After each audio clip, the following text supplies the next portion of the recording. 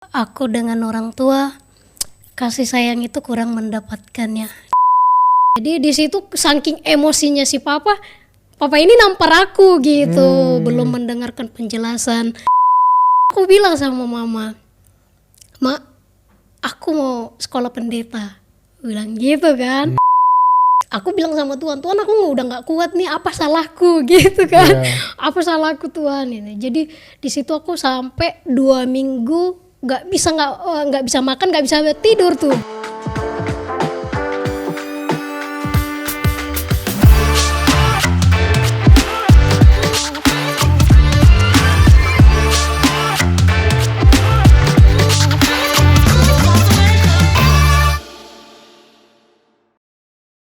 Hai semuanya, kembali lagi di program kita Today's Message Podcast. Bersama dengan saya, Jose Claudio. Kita akan bincang-bincang santai pada hari ini dalam podcast kita. Dan tentu saja sudah ada narasumber di studio pada episode kali ini yang akan kita ajak ngobrol. Dan sudah ada kita sambut Listra Nababan. Halo Listra. Halo. Iya, apa kabar? Baik, puji Tuhan. Baik, puji Tuhan ya. Oke, Listra ini juga adalah seorang mahasiswi ya. Iya. Dari STT The Truth Jakarta, betul ya? Betul. Oke, jadi satu angkatan dengan Reber dan Satieli yang di episode lalu sempat kita juga ngobrol bareng. Gitu. Iya benar. Oke, Listra mungkin boleh cerita nggak sih tentang diri kamu nih?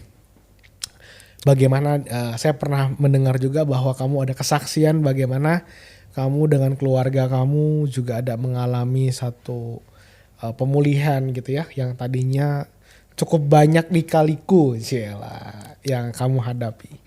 Nah mungkin boleh cerita dulu gak sih, dulu tuh seperti apa hubungan kamu dengan orang tua kamu? Silakan. Iya, dulunya sih aku dengan orang tua kasih sayang itu kurang mendapatkannya dari kedua. Ya kurang mendapat.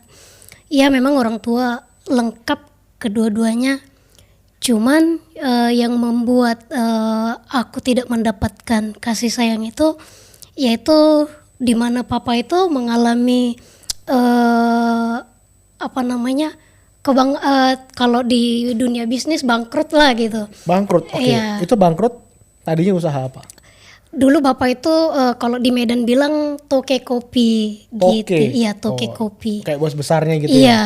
Wow. Jadi si papa ini dulu dialah yang menampung kopi di kampung itu seperti itu. Nah, Itu tahun berapa tuh kalau boleh tahu? Itu 93 sampai 95 mungkin. Bangkrutnya di tahun? Setelah saya kelas 3 SD. Okay. Di situ. Jadi si papa ini mengalami kebangkrutan itu karena dia harga kopi itu merosot dari harga 10.000 pada waktu itu dan sekarang jadi 400 perak gitu. Wow, dari 10.000? Iya, sampai jatuh ke 400 perak seperti itu.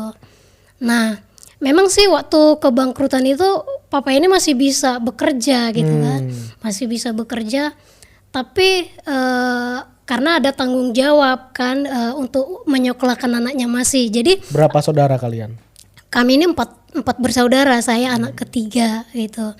Jadi bagi orang Batak itu adalah satu kebanggaan buat orang tua tersendiri kalau menyekolahkan anaknya ke kota gitu. Jadi abang saya ini masih SMP dulu, dia masih bisa menjalani lah segala usaha dia lakukan untuk bisa mempertahankan hidup gitu setelah mengalami kebangkrutan ini gitu. Jadi tapi pas SMA-nya si papa ini nyekolahkan abang saya ini di Medan, di kota Medan gitu. Tapi mungkin abang saya ini nggak sungguh-sungguh sekolah gitu kan. Jadi dia bandel di sana, makan uang sekolah juga gitu. Makan uang sekolah. Iya, makan uang sekolah. Catut ya, dicuri uang sekolah ya. Iya, jadi semua seperti itulah.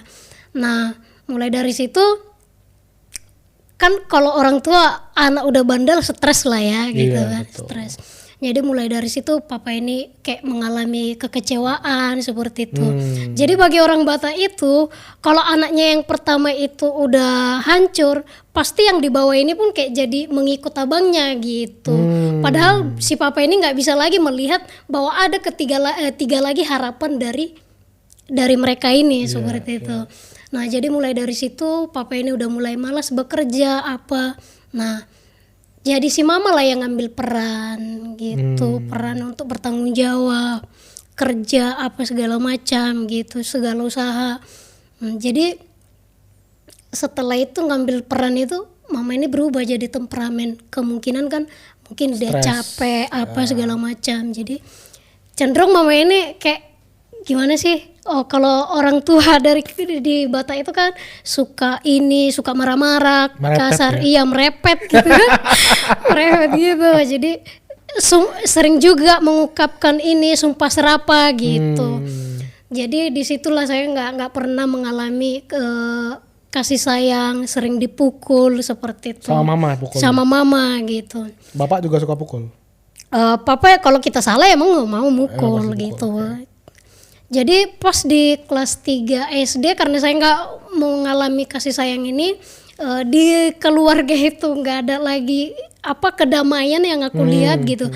Jadi pernah waktu itu aku ikut ke pesta pernikahan ada tuh orang Batak gitu kan. Jadi saya melihat orang Batak pendetanya gitu kan. Jadi aku lihat pas aku lagi dia nepuk pundakku gitu.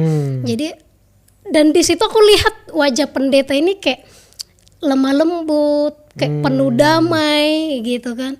Jadi aku ngelihat, aku ngambil kesimpulan karena kelemah lembutannya itu hanya pendeta lah yang dekat sama Tuhan. Oke. Iya, saya mau jadi pendeta, saya lah yang membawa damai di tengah-tengah keluarga kan. Tadi karena nggak ada kedamaian di tengah-tengah keluarga. Itu sering semua berantem ya? Maksudnya artinya kalau kamu bilang nggak ada kedamaian itu abang-abangmu juga jadi bandel ya, bandel. Jadi mungkin karena kasar tadi ya, jadi di rumah pun jadi pribadi yang berontak gitu. Jadi di situ aku nemukan akulah yang jadi membawa damai buat keluarga gitu. Itu laki-laki semua kalian saudara? Iya, laki-laki. Kecuali kamu perempuan satu? Iya. Oke. Nah jadi itu. Terus seiring berjalannya waktu saya juga kan jadi orang yang keras gitu. Pas tamat SD, singkat cerita tamat SD aku nggak mau lagi sekolah di situ. Saya pengen keluar dari rumah itu gitu. Jadi aku mau, kebetulan sepupu waktu itu ngajak aku ke kota Medan mau sekolah gitu. Aku mau aja gitu. Berarti mulai SMP tuh ya? Iya mulai SMP. Jadi aku mau aja gitu.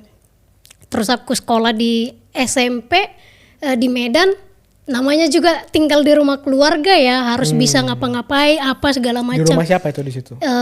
Kakak sepupu dari abangnya bapak kandung. Jadi aku tinggal di situ, sekolah di situ, terus ya ngertilah. Berarti rumah bapak tua ya? Iya, jadi di situ. Jadi di situ pun aku nggak mendapat kedamaian juga, sering berantem juga di sana. Iya, sering dipukul kan gitu. Sering dipukul juga. Iya, jadi anak-anak kalau sering dipukul kan makin bandel kan gitu.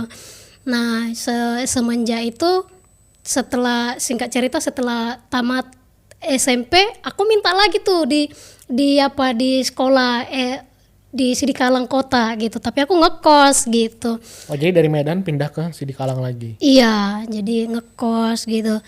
Memang sih selama sekolah aku kelas 1, kelas 2 nggak berani yang macem-macem gitu kan. Justru kadang sering nyuci baju orang untuk bisa bantu-bantu uang sekolah gitu, bantu-bantu. Itu Tapi SMA berarti ya? Iya, SMK. Oke. Saya dulu sekolah kejuruan. Apa tuh kejuruannya? Akuntansi, jurusan akuntansi gitu. Jadi kelas 1, kelas 2 aku sering nyuci baju orang gitu biar bisa dapat tambah-tambahan uang jajan karena kan orang tua kurang mampu gitu. Iya. Nah, di kelas 3 SMA itu aku nggak bisa lagi mau nyuci gitu, nggak bisa lagi nyuci. Terus orang tua pun kurang kasih kenapa uang. Kenapa nggak bisa nyucinya, kenapa? Karena ada les. Oh, karena udah Iya, mau dekat lulus-lulus lulusan ya. iya. Jadi waktu itu full banget di sekolah gitu. Jadi nggak bisa lagi untuk nyuci kan, cari uang lah gitu, Iya, iya. tambahan gitu. Nah, jadi orang tua karena aku orangnya nggak sering minta kayak orang lain kan, minta-minta gitu. Kalau dikasih ya oke, nggak apa-apa gitu. Tapi Kalau enggak juga ya udah. iya, tapi orang tua nggak mengerti itu. Bukan sebenarnya mereka nggak mau memberi sih, mungkin karena nggak ada uang juga kan. Jadi di situ. Sorry, kalau boleh tahu, berarti setelah papamu bangkrut itu, apakah mereka nggak ada usaha yang dibangun lagi gitu ya? Ya papa jadi sakit. Oh, sakit itu Iya, ya. kecewa. Jadi dia sakit. Dia dari mahnya itu dulu mah sakit. Jadi mama lah yang ngambil peran. Jadi sampai Jadi aku peran itu yang kamu maksud, peran itu artinya mama mulai kerja sama orang atau bikin usaha lagi atau gimana? kerja di ladang sendiri sebenarnya. Oh, ladang sendiri. Iya, jadi kita itu punya ladang sendiri. Tapi tau lah ya kalau di di kampung itu Ladang apa yang diusahakan? kadang nanam cabai, Hmm. padi. Jadi nanam padi ini yang paling berat.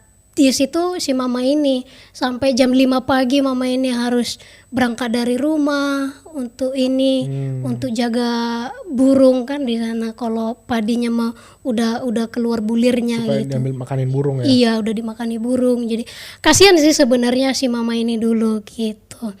Nah, singkat cerita setelah tamat SMA nggak ada apa, termakan tuh uang sekolah. Jadi aku pas mau lulusan aku bilang, "Ma, aku harus bisa bayar uang sekolah, semua itu totalnya 1 juta." Jadi si mama ini salah tangkap, 1 juta dipikir juga itu bahwa itu untuk uang makan untuk semuanya lah. Jadi nggak dikirim-kirim lagi untuk uang makanku gitu kan. Sebenarnya masih banyak uang ujian-ujian yang harus aku tutupi gitu. Kadang ngambil dari internet juga.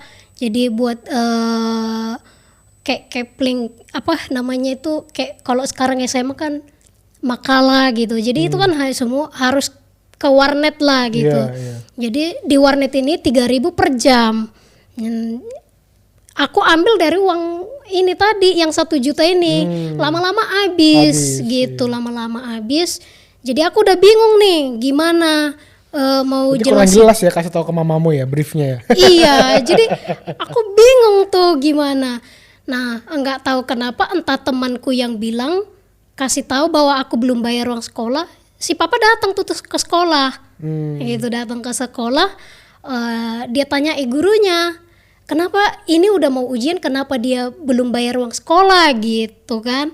Jadi papa bilang, "Kami udah bayar kok," gitu. Jadi dipanggil tuh aku ke sekolah, dari ruangan tuh ke ruangan tata usaha.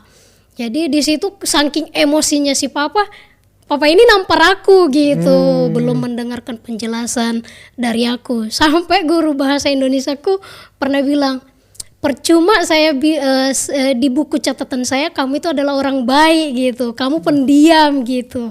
Disangkanya kamu ngambil uang. Iya, makan uang Padahal sekolah. itu memang dipakai untuk kebutuhan ya. Iya, Yang kamu sebenarnya lupa jelasin ke orang tua kamu gitu. iya. Iya kan? Yang kamu cerita cuma keperluan sekolahnya aja, tapi di luar itu kan ada hal-hal lain yang perlu dibayar gitu ya. Iya benar. Jadi itulah, bapak ini pulang dengan masalah itu diceritakan sama mama, aku tuh dicuekin setelah. Tapi aku bisa juga ikut ujian akhir nasional itu.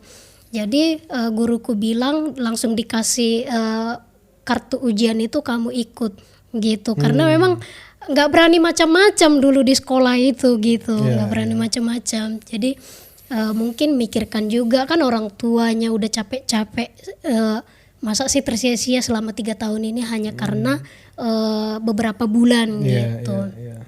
Asli. Jadi singkat cerita aku pulang dari Sidikalang udah selesai nih ujian, aku pulang. Sampai 2 minggu aku nunggu nggak dicakapin sama sekali, kayak nggak dianggap gitu. Tapi aku ingat cita-cita itu Untuk jadi pendeta. Iya, untuk jadi pendeta. Jadi aku bilang sama mama, "Ma, aku mau sekolah pendeta." bilang gitu kan.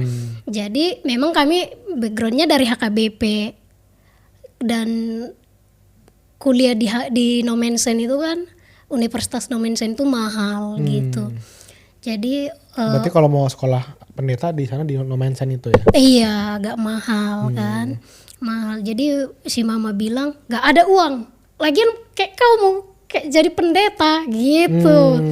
Nah karena memang aku ngelihat situasinya, walaupun aku udah minta maaf sama si papa ini, nggak diiniin juga kan. Aku merantau lah ke Medan gitu. Aku datangin kakak sepupuku di sana. Jadi banyak lah macam-macam yang aku kerjai sebenarnya. Kadang itu di pajak, kadang itu di Pajak tuh pasar ya? Iya, pasar, sorry. Kalau di Medan, kalau di Medan Siapa tuh tahu pajak. ada yang kurang tahu gitu kan. Iya, Oke, oke. pasar. Terus ada juga di di PT perusahaan seperti Kalau itu. di pasar kamu kerja apa biasanya? Jualan gitu. Jadi jualan.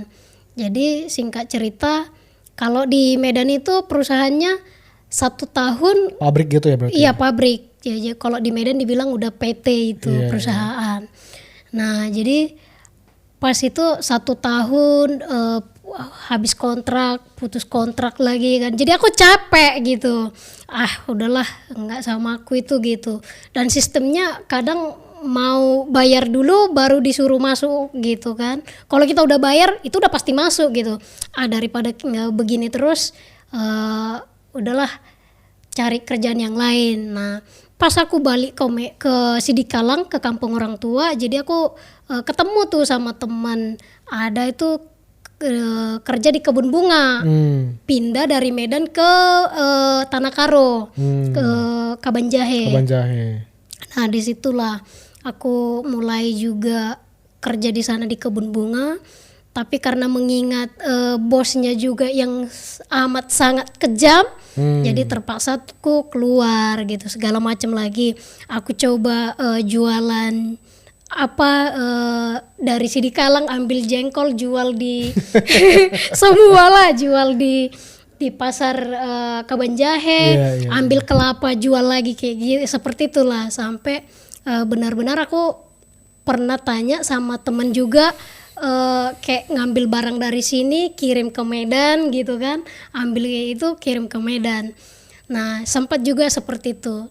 Nah yang membuat aku nggak berkembangnya itu, aku ini mudah percaya sama orang gitu, dan salah satunya nggak tegaan ngelihat orang. Tapi kalau orang di dalam Tuhan kan segala sesuatu takut untuk melakukan. Tapi kalau orang yang belum mengenal Tuhan kan, mereka egois saja, yang penting dapat maunya gitu kan. Kalau berteman, jadi istilahnya orang itu mau berteman sama aku hanya perlu uang. Iya gitu. Jadi ada udang di balik batu ya. Iya, aku pinjam uangmu, aku ini gitu. Nah sampai salah satu yang bikin aku sangat-sangat ini, sama salah satu temanku, waktu itu anaknya lagi sakit jantung. Dia nggak ada uang untuk ini, tapi aku tarik ke diriku gitu kan. Aku tarik ke diriku, gimana ya, kalau sempat anaknya itu gimana nggak ada uangnya, jadi aku kasih gitu. Kasih uangmu itu? Iya, aku kasih uang ini. Rupanya sampai beberapa tahun nggak dipulangkan, tahu-taunya dia udah ada di Malaysia. Wow. Udah ada di Malaysia. Terus bukan itu lagi, kami main arisan lagi di Tanah Karo itu. Jadi yang membawa arisan ini kabur gitu. Jadi ya udahlah, itulah yang buat aku nggak berkembang pada waktu itu. Uang habis-habis gitu aja gitu. Padahal sebenarnya ada uang waktu itu ya? Ada uang waktu itu gitu, habis-habis gitu aja karena mau ditokohi orang gitu kan. Iya. Terus umur udah ingat umur lah, orang tua bilang kamu udah berumur sekian, coba carilah usia orang tua ini kadang nggak menentu, menikahlah kan gitu. Nah jadi aku tuh ada sempat berhubungan sama Marga Turnip juga kan. Sama apa? Marga Turnip, orang Batak. Iya, Turnip. Jadi si Turnip ini sebenarnya ada di Tegal, Jawa Tengah. Jadi kami pacaran jarak jauh sih sebenarnya. Dari Jawa bisa kenal di mana tapi? Dia orang Medan juga sih. Pernah ketemu di sana? Pernah sebelumnya? ketemu di sana. Jadi kami jarak jauh. Jadi kebetulan mamanya baru Nababan, jadi Pariban kan. iya, Makanya aku percaya banget gitu. Ya sih oke lah, nggak apa-apa lah gitu. Jadi jalan komunikasi apa segala macam gitu. Cuman yang membuat aku ininya sama dia waktu itu perdebatannya awal dari permasalahan itu gini. Aku kan kalau bagi orang Batak itu kan adat paling utama kalau menikah gitu. Apalagi saya satu-satunya perempuan gitu. Jadi orang tua harus mengadati lah gitu kan. Jadi aku tanyakan sama si Turnip ini gitu. Gimana papaku minta mengadati gitu. Jadi nggak tahu kenapa orang tuanya langsung bilang ke aku pada waktu itu, kamu mana lebih baik punya rumah daripada mengadati, katanya gitu. Jadi aku bilang kayak gini, sebenarnya kalau mengadati itu iya sama iyanya itu gitu kan. Jadi gini Amang Buru, aku bilang sama orang tua si Turnip ini, orang tua aku kan berharapnya mengadati lah, cuma akunya perempuan gitu lah. Terus karena adat ini jadi sering ribut lah gitu, sering ribut lah. Nah udah sering ribut, aku nggak tahu kayak gimana ceritanya, dia udah ada lagi temennya gitu, cewek lain. Iya cewek lain.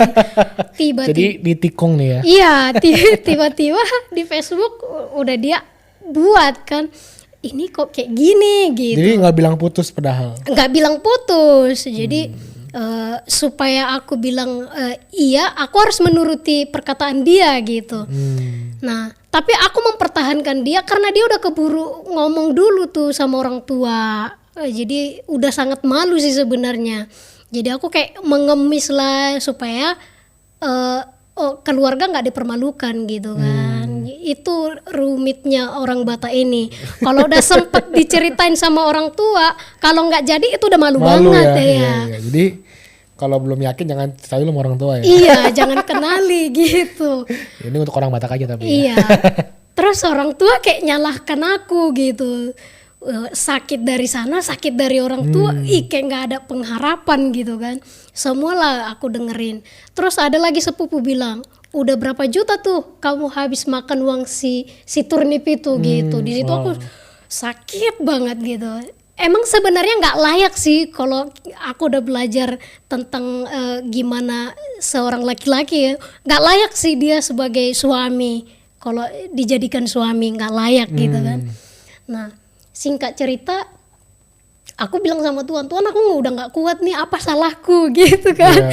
Apa salahku Tuhan ini. Jadi di situ aku sampai 2 minggu nggak bisa makan, nggak bisa tidur tuh. Nah jadi singkat cerita, aku pengen jalan-jalan lah ke kota Medan gitu, ke kota Medan. Tiba-tiba nggak tahu kenapa aku digerakkan pengen ke gereja. Gereja di Medan Plaza waktu itu. Okay. Nah pas aku ibadah di situ, semua kayak menceritakan tentang kehidupanku tuh. Khotbahnya. Jadi ampunilah maka kamu akan diampuni gitu. Gak pernah doa, baca firman juga gak pernah gitu. Ya aku tahu Tuhan ada, Tuhan Yesus itu ada, tapi aku gak pernah ngalamin